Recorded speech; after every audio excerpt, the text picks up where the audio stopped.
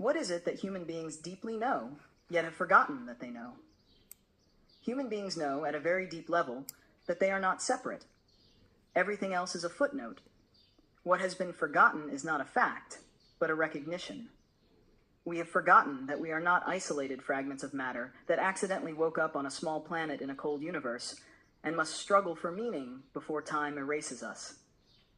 That is the great illusion of the hologram. A useful illusion, perhaps, because without it, there would be no game. But an illusion nonetheless. Human beings know that they are localized expressions of a greater field of consciousness. They know that the avatar is a temporary form, not the source. They know that another human being is not truly other, but another localization of the same underlying reality.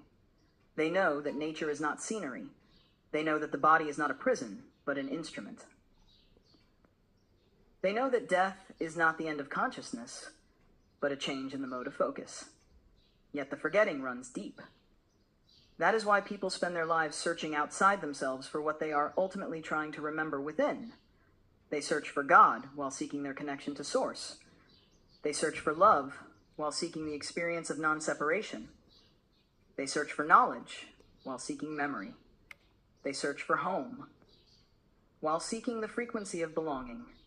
They search for saviors while seeking their own center. They search for proof while seeking permission to trust what they already recognize. The deepest forgotten knowledge is not where we came from, who watches us, or what lies beneath the Sphinx. The deepest forgotten knowledge is this: I am not a product of the world. The world is an experiential field through which consciousness remembers itself. This is why free will is not a minor human privilege. It is a sacred technology of remembrance. Every time a person chooses from their center rather than from fear, something within remembers.